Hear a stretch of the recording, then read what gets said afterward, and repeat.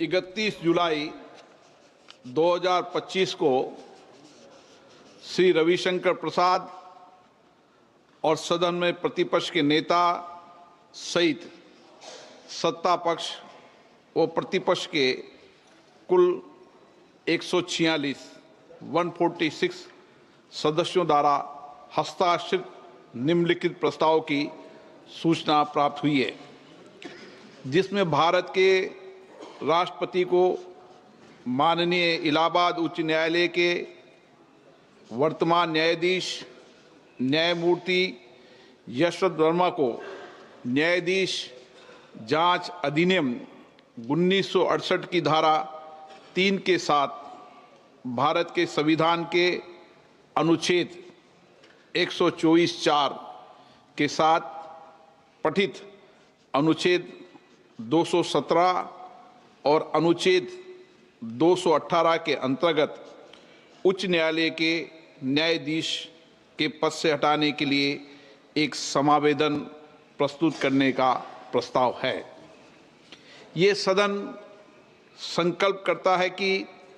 इलाहाबाद उच्च न्यायालय के न्यायमूर्ति यशवंत वर्मा को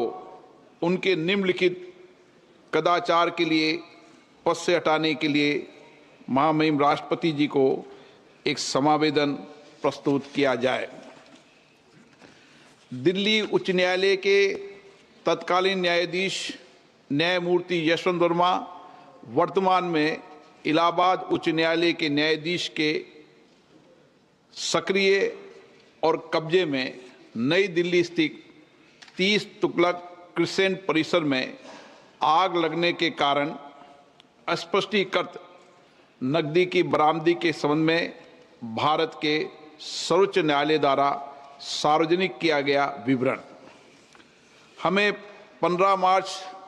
2025 की सुबह 30 तुगलक क्रिसेंट नई दिल्ली से जली हुई नकदी धन मलबे को हटाने के संबंध में साक्ष्य की भी जानकारी है। हमने न्यायाधीश जांच अधिनियम 1968 के सामान्य प्रावधान और विशेष रूप से उसकी धारा 3 के प्रावधानों का अध्ययन किया है और हमें उनके बारे में परिचित कराया गया है। हमने न्यायाधीश जांच अधिनियम 1969 के प्रावधानों का भी अध्ययन किया है। हमें उनके बारे में भी परिचित कराया गया है।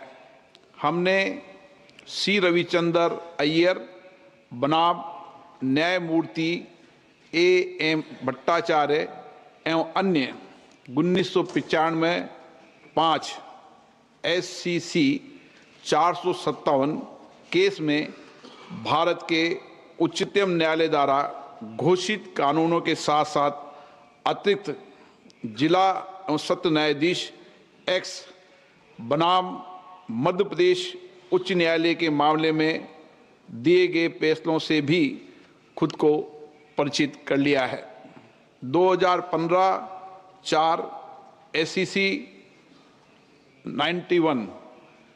और ये कि अतिरिक्त जिला एवं सत्र न्यायाधीश X सुप्रभा के मामले में उक्त निर्णय को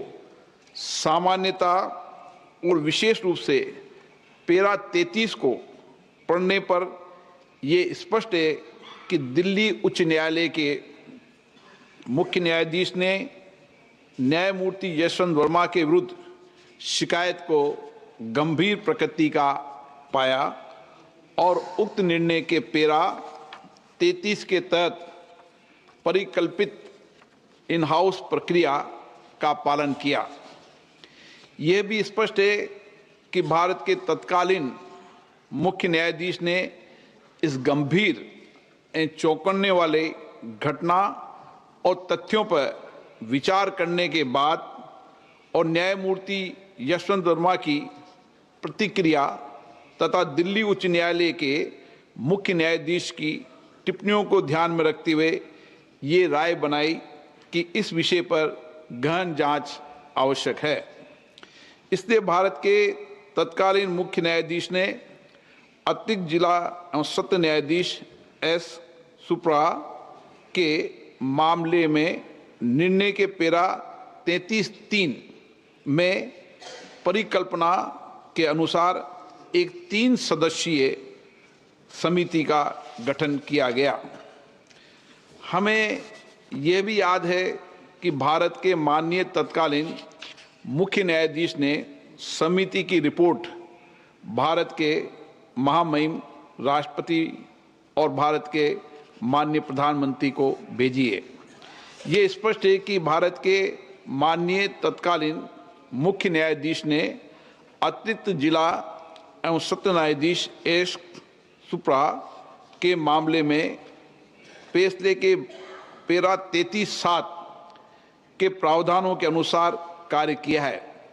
जो स्पष्ट रूप से भारत के तत्कालीन मुख्य न्यायाधीश की राय को दर्शाता है